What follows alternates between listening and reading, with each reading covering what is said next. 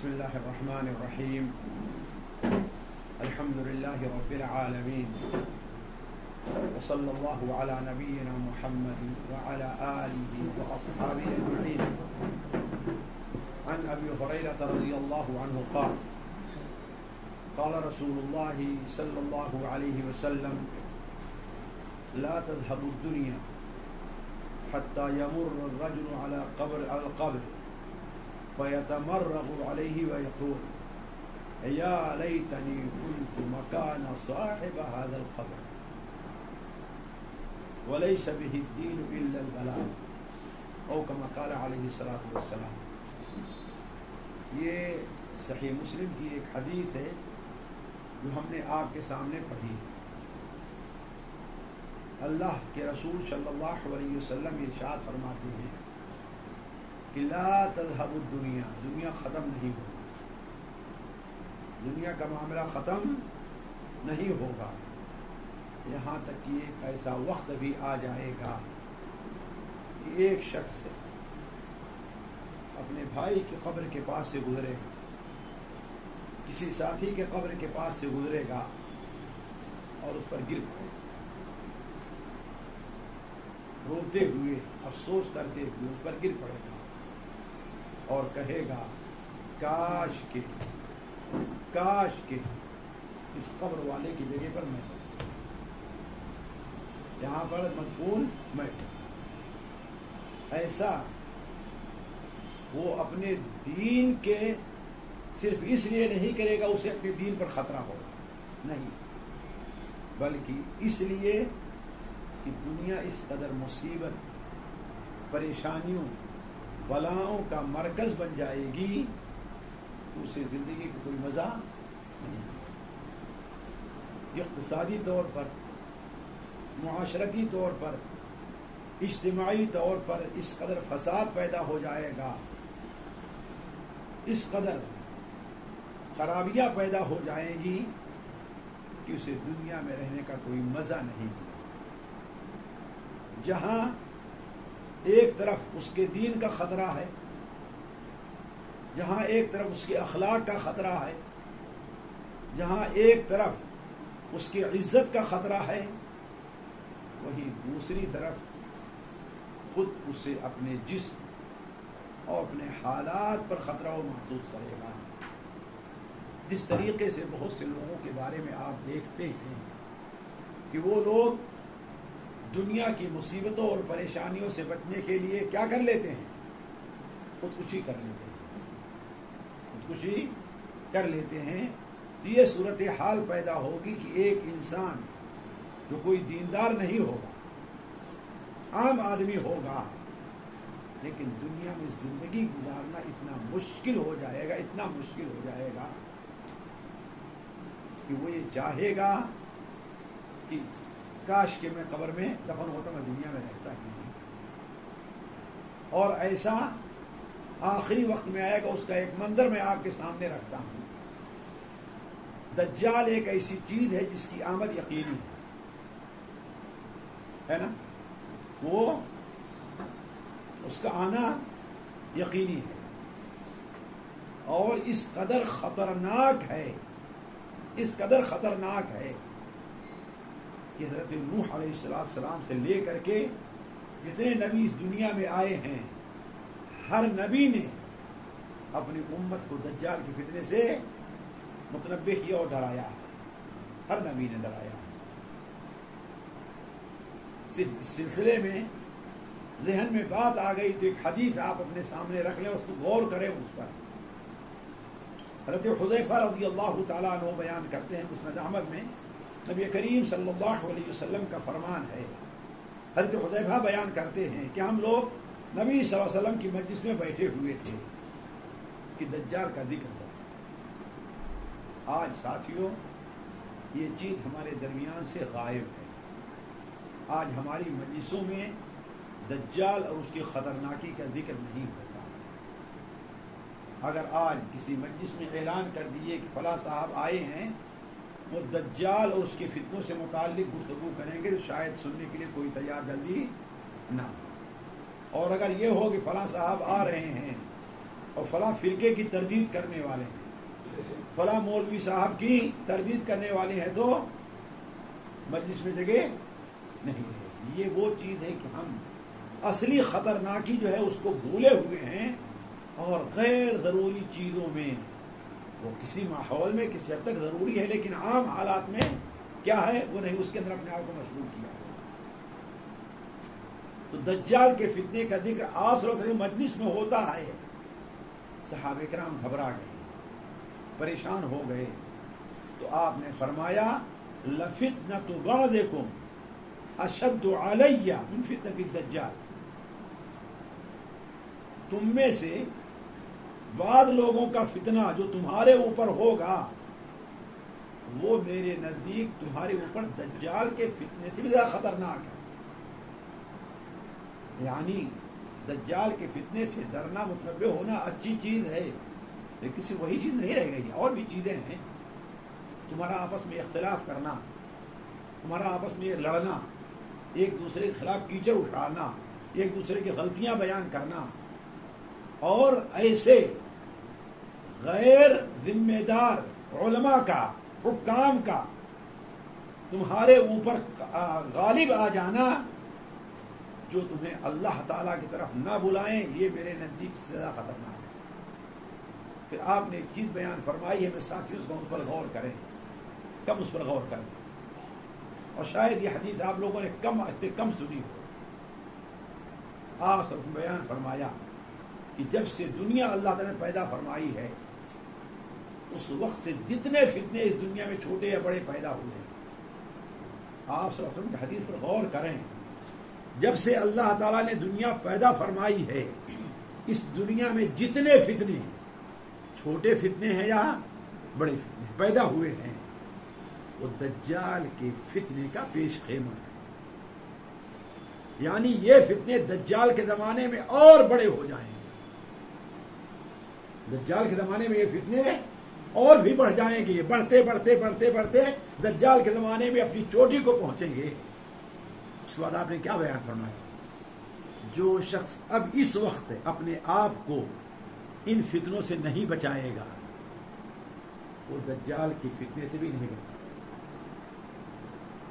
جو اب اپنے آپ کو ان فتنوں سے محفوظ نہیں رکھے گا وہ اپنے آپ کو دجال کے فتنوں سے بھی نہیں بچا پائے گا۔ مثال کے طور پر دجال کا ایک فتنہ یہ ہوگا کہ اس روئے زمین کے اوپر اقتصادی طور پر سخت بحران ہوگا، لوگ ایک قطرہ پانی اور ایک لقمہ روٹی کی محتاج ہو جائیں گے،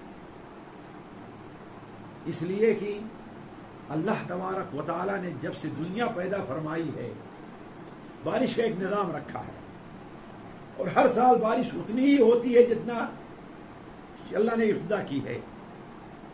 اس سال بارش کم نہیں ہوتی، بات صحیح ہے؟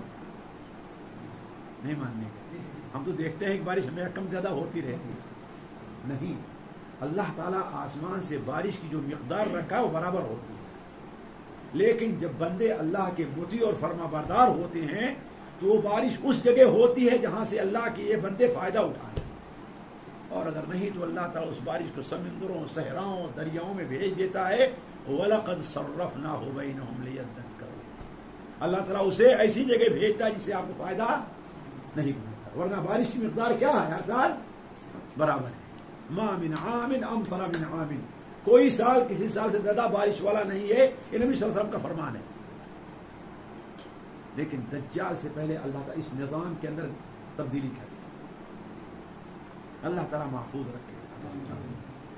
پہلے سال بارش کا 1/3 حصہ روک دیا جائے، دوسرے سال بارش کا 2/3 حصہ روک دیا جائے، تیسرے سال آسمان سے بارش کا ایک قطرہ بھی نہیں آئے، درخت سوکھ جائیں، کھیتوں کے اندر سبزے نہیں ہوں، بالکل خشک سالی کا آخری منظر ہوگا۔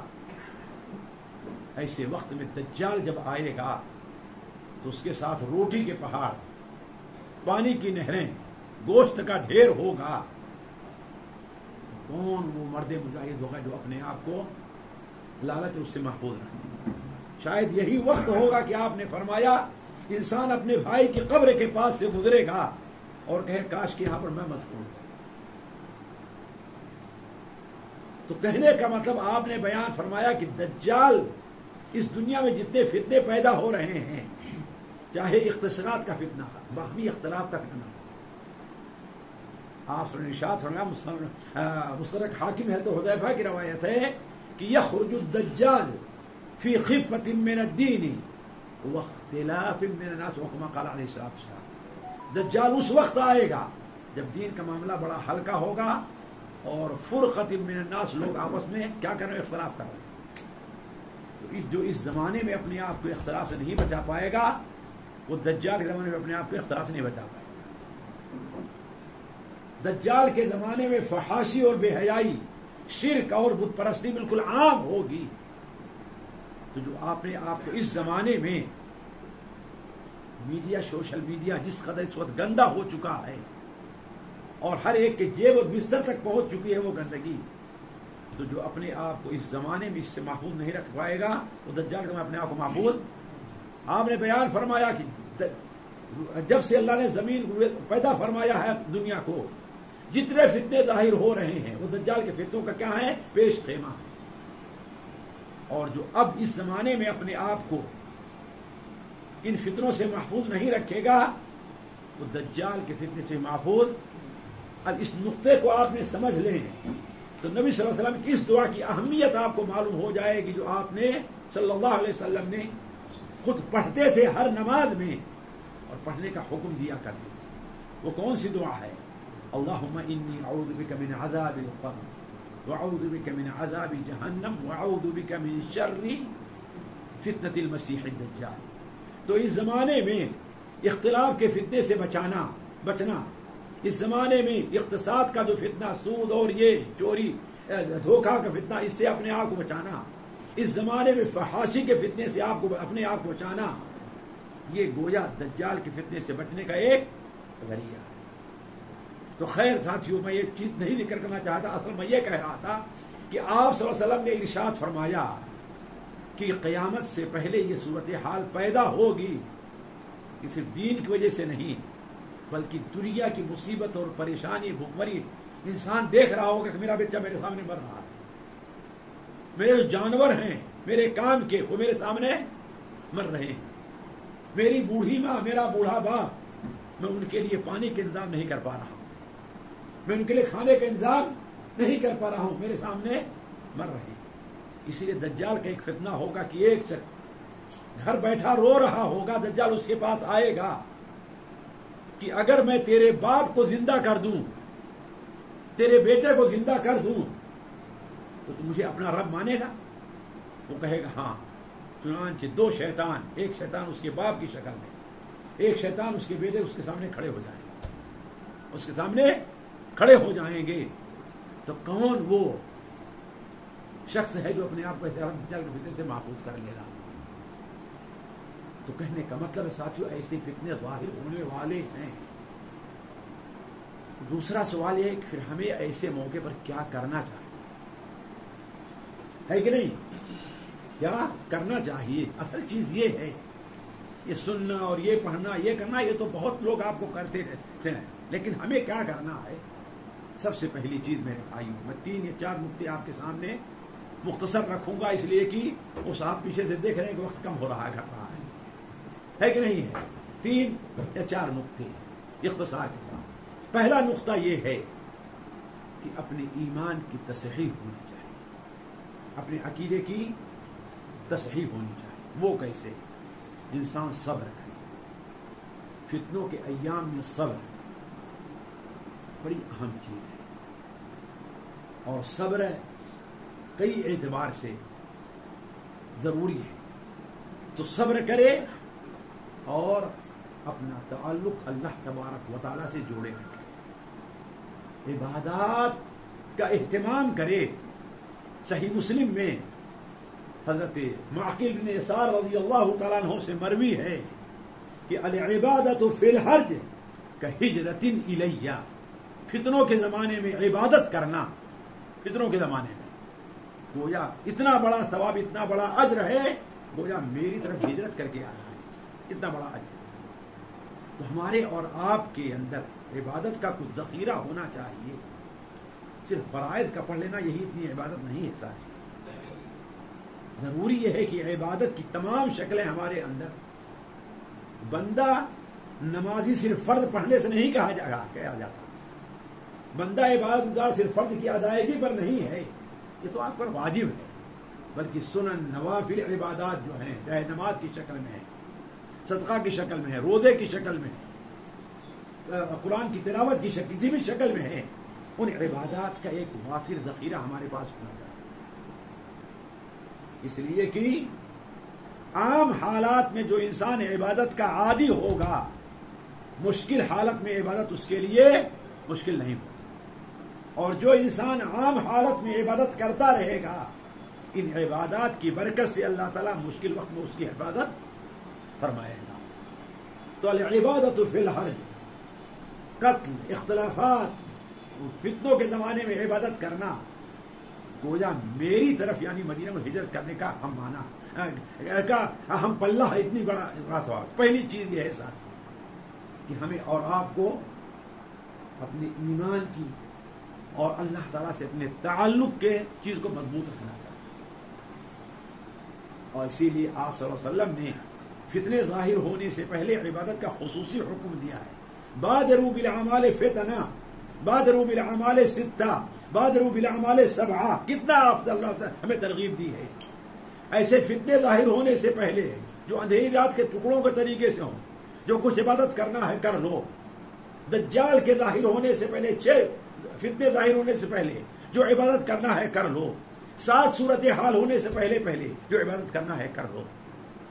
تو پہلی چیز یہ ہے کہ کیا عبادت.